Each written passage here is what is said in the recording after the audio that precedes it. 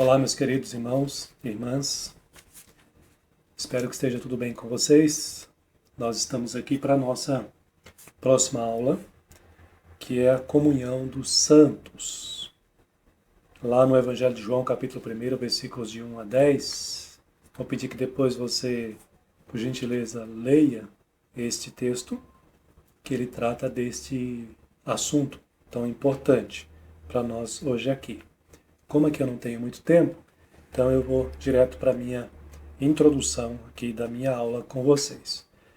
Aqui nós estamos falando de comunhão e dos santos. Falar um pouquinho sobre essas duas palavras, comunhão, primeiramente, que aqui significa um grupo de pessoas unidas por um amor mútuo, né? Claro que é o amor de Deus, o amor de Cristo. Eu estou falando da perspectiva bíblica. E essas pessoas, elas participam das mesmas coisas. E a gente lembra lá a igreja primitiva, texto de Atos 2:44, os cristãos ali reunidos, diz a palavra de Deus que todos os que creram estavam juntos e tinham tudo em comum, né? A comunhão dos santos, né? Então isso é comunhão.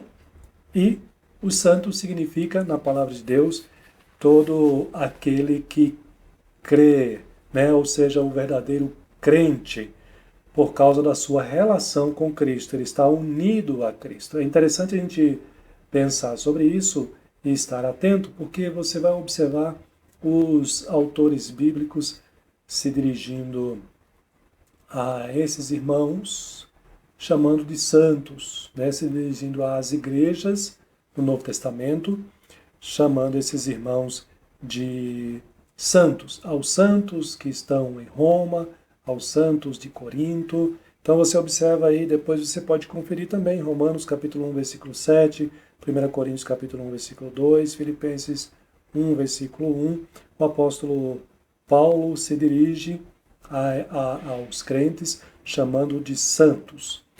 É importante nós lembrarmos que a santidade é uma marca essencial, vital do cristão e também da igreja de Cristo, né? Aquele que está unido a Cristo, ele é caracterizado por esta marca, pela santidade do Senhor. Então, nós estamos falando da comunhão dos santos, ou seja, dos crentes, do povo de Deus.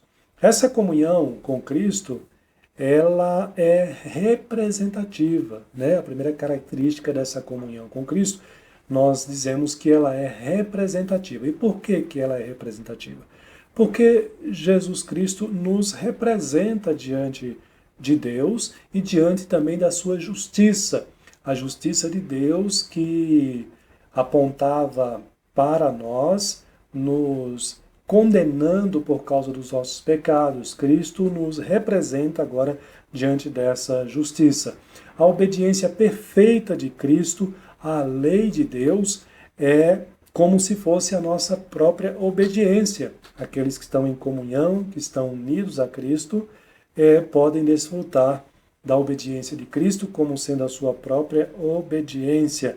Porque pela comunhão espiritual, nós estamos, então, unidos a Cristo. Eu quero destacar esse texto de Romanos, capítulo 6, versículo 5.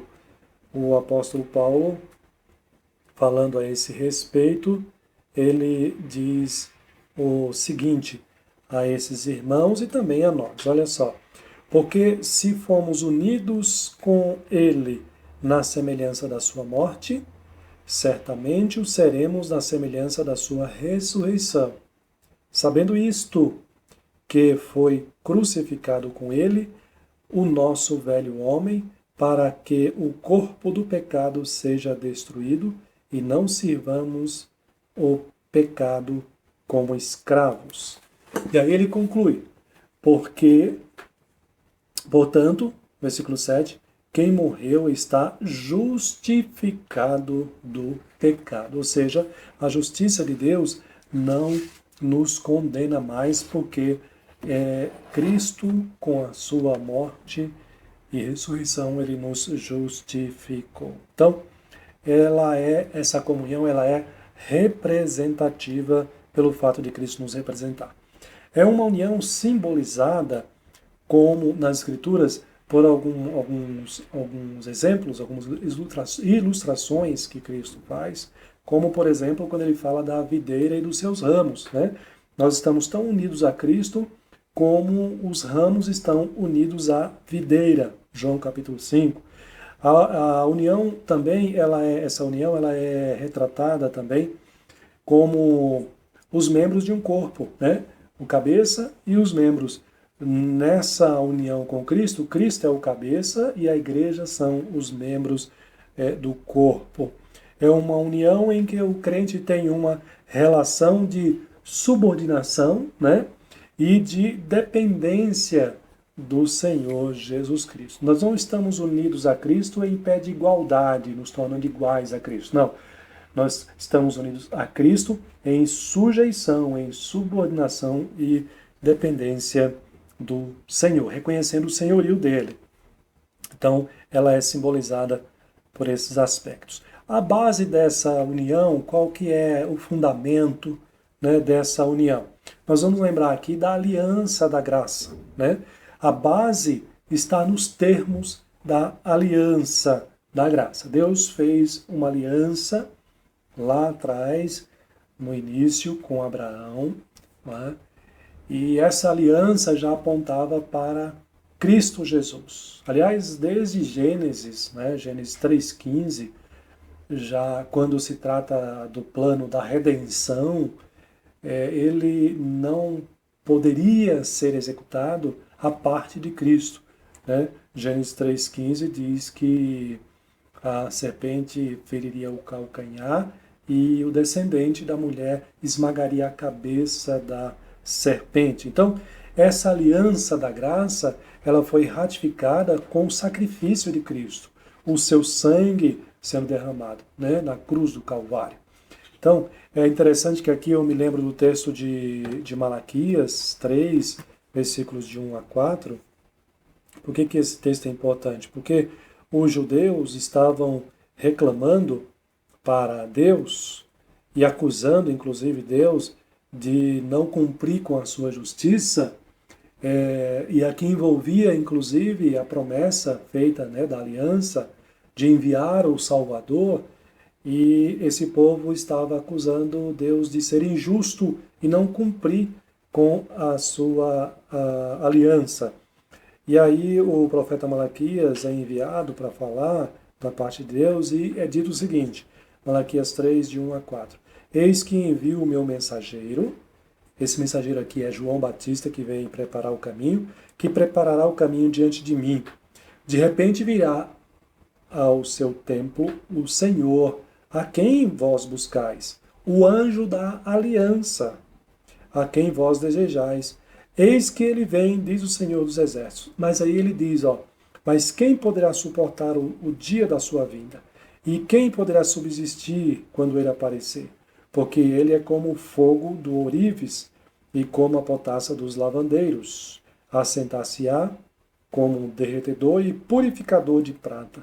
Purificará os filhos de Levi. Versículo 4. Então, a oferta de Judá e de Jerusalém será agradável ao Senhor, como nos dias antigos e como nos primeiros anos. Então, a base da nossa união com Cristo, ela se dá, ou ela está, nos termos da aliança, da graça, ou seja, no próprio sacrifício de Jesus Cristo. E aí, tudo que Deus faz para os seus filhos é realizado em virtude dessa união com Cristo. O apóstolo Paulo, em Efésios capítulo 1, versículo 4, vai dizer que ele nos escolheu desde antes da fundação do mundo, nele, em Cristo Jesus. Então, a eleição é em Cristo, a santificação é em Cristo, a salvação é em Cristo. Então, tudo o que Deus faz para nós, para os seus filhos, é realizado em virtude da união com Cristo Jesus. É por isso que a Bíblia diz que ele é o nosso mediador também. Meus irmãos, por causa dessa união, tudo o que ele fez na realização de nossa redenção pertence a nós. Tudo que Cristo fez, tudo que Deus em Cristo fez para a realização dessa redenção pertence a nós. O que é esse tudo? Algumas coisas aqui. Por exemplo, a vitória sobre o domínio do pecado.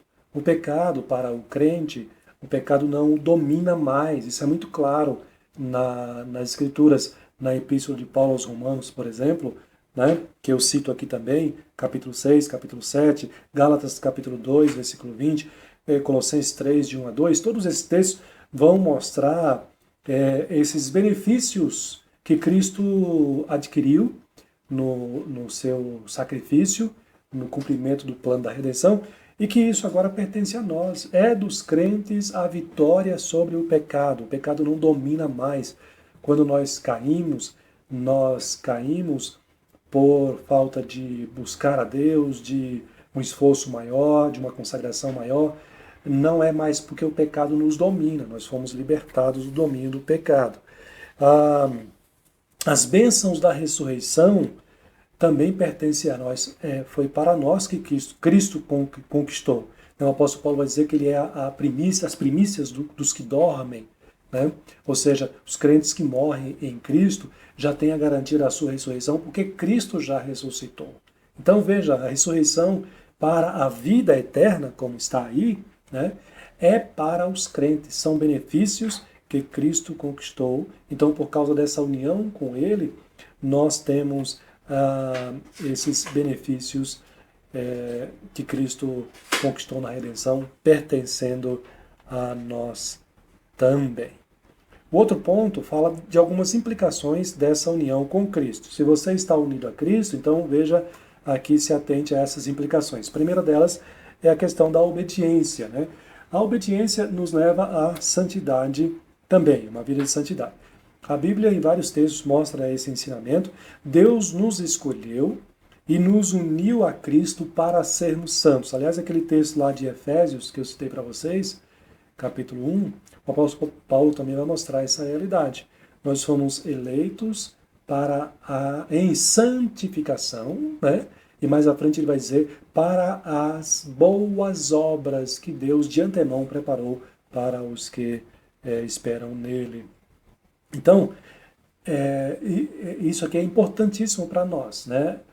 Aquele que está unido a Cristo, ele precisa ter uma vida de santidade, uma vida de obediência, porque Deus, quando nos escolheu e nos uniu a Cristo, Ele nos uniu para sermos santos, ou seja, não vivermos mais no pecado. Paulo fala isso também no capítulo 6 de Romanos. E os benefícios, também Paulo relata aqui nesse capítulo 6, que é muito importante, aquele que vive em obediência a Deus e que vive numa vida de santidade, por outro lado, o que isso significa para nós? Que nós não servimos mais o pecado. Lógico, se ele já nos libertou do domínio do pecado, nós não somos mais servos do pecado. Não somos mais escravos do pecado. Na verdade, nós morremos para o pecado e vivemos para Deus agora. A nossa vida não consiste em viver na prática do pecado. Nossa vida consiste em viver em agradar a Deus, em fazer a vontade de Deus e em honrar o nome de Deus com a nossa atitude, a nossa conduta aqui neste mundo. O pecado não nos domina mais, nós agora servimos a justiça de Deus para a nossa própria santificação. Né? E nós estamos debaixo da graça, não mais debaixo da lei, no sentido de buscar obedecer à lei para a salvação. Nós recebemos a salvação gratuitamente. O favor de Deus nos alcançou. E agora, você e eu vivemos em santidade e temos a vida eterna com Deus. Essa vida de santidade aqui já é uma antecipação da vida de santidade perfeita após a morte, na eternidade com o Senhor. Isso só é possível para aqueles que estão unidos a Cristo, que vivem em obediência e vivem em santidade, porque foi para isso que Deus nos uniu. Então, isso são implicações da nossa união com Cristo. A questão da comunhão com os irmãos, né? A comunhão com Cristo, agora a comunhão com os irmãos. Comunhão horizontal e comunhão vertical e comunhão horizontal. A comunhão dos santos, como nos lembra aqui essa doutrina, essa comunhão envolve todos os que estão unidos a Cristo, em todo o Brasil e em todo o mundo, ou seja, a igreja invisível de Cristo no mundo. E estes vivem unidos na adoração, na mútua edificação e no socorro uns aos outros também. Nós, os cristãos, os que estão unidos a Cristo, nós adoramos a Deus unicamente. Nós somos edificados mutuamente, nos edificamos quando nos reunimos para estudar a palavra, quando em casa, em família, estudamos a palavra, oramos uns pelos outros, e nós também socorremos uns aos outros, como nos ensina a palavra do Senhor. Isso representa a nossa comunhão, a comunhão dos santos, ou com os santos. Nós formamos um só corpo, onde Cristo é o cabeça. Efésios 4, de 4 a 6 mostra esse ensinamento, essa doutrina. Nós temos a mesma fé. Todo aquele que é unido a Cristo, que desfruta dessa comunhão dos santos, eles formam não só o mesmo corpo, mas têm a mesma fé, a mesma doutrina. Nós vivemos guiados pela palavra de Deus, pelas Escrituras. Nós estamos unidos em amor e devemos crescer cada vez mais neste amor uns pelos outros, porque é mandamento do Senhor Jesus Cristo para nós. E nós nos tornamos um só no coração e na alma, também como viviam os cristãos primitivos lá de Atos 4, versículo 32. Então, todas essas características aqui são resultado da nossa comunhão com Cristo e da nossa comunhão uns com os outros também. E isso é bênção para as nossas vidas, isso é motivo de alegria e de paz para nós como corpo de Cristo Jesus. Um só corpo, Cristo é o nosso cabeça, temos a mesma fé, a mesma doutrina, estamos unidos no mesmo amor e tendo um coração e uma só alma. Aqui, essa última frase nos lembra que o amor é a prova. O amor fraternal, ele é a marca da união com Cristo e da sua obediência também a Cristo Jesus. Porque ele, falando ao apóstolo Pedro, em João 13, 34 a 35, ele diz: um novo mandamento vos dou, que nós devemos amar uns aos outros, assim como ele nos amou, nós também devemos amar. E a primeira epístola de João, no capítulo 3, versículo 14, vai dizer o seguinte, ainda com respeito ao amor sendo uma marca dos cristãos: nós sabemos que já passamos da morte para a vida. Por que sabemos? Diz João: porque amamos os irmãos. Aquele que não ama permanece na morte. Veja como é importante, então, o amor fraternal, o amor de uns pelos outros no corpo de Cristo, na comunhão dos santos. Ela é prova de que estamos unidos a Cristo e ela é uma marca de todo o cristão também. E assim eu concluo, então, meus irmãos, dizendo que a doutrina da comunhão dos santos, ela descreve privilégios, os privilégios dos membros da igreja, privilégios que você agora tem acesso também. E veja que privilégios importantes, estamos falando aqui não de valores materiais, estamos falando daquilo que tem valor eterno. Eles, os membros da igreja, são membros do corpo de Cristo. Você está unido a Cristo, unido uns aos outros, e agora você se torna participante das mesmas bênçãos espirituais que os outros membros do corpo de Cristo também participam. Privilégio para a sua vida. Portanto, creia na doutrina da comunhão dos santos. Essa doutrina que basicamente eu resumi aqui para vocês. Se você tem o material, vou pedir que você leia com calma, com atenção, não é? A lição número 18, que é essa lição que eu estou transmitindo para vocês aqui, porque o nosso tempo aqui ele é resumido e nós temos que resumir também o nosso material. Mas aqui estão os princípios dessa doutrina para você aplicar na sua vida, no seu coração e mente, e desenvolver a sua vida com Deus também e com a igreja, com os irmãos. Eu quero orar ainda por você neste momento. Santíssimo Deus, nosso Pai que estás nos céus, louvado seja o teu nome, porque o Senhor preparou para nós bênçãos inefáveis. Louvamos e agradecemos ao Senhor por ter enviado Cristo Jesus para ser o cabeça, ó Deus, da tua igreja, da nossa vida e nos constituir corpo de Cristo Jesus. Nós te louvamos e agradecemos porque o Senhor nos faz agora participantes, ó Deus, desses privilégios que o Senhor Jesus Cristo conquistou para nós na cruz do Calvário. Que o Senhor esteja abençoando a vida desse irmão, dessa irmã, que participa e que recebe essa instrução, ó Deus querido, aplicando na sua vida, por meio do teu Espírito Santo, essa doutrina, esses ensinamentos, fortalecendo a sua fé e a sua união com Cristo Jesus. No nome dele que eu oro agradecido. Amém. Que Deus continue abençoando a sua vida e continue realizando essa boa obra de salvação e de aperfeiçoamento em Cristo Jesus no seu viver até a volta de Cristo. Um forte abraço e até a nossa próxima aula.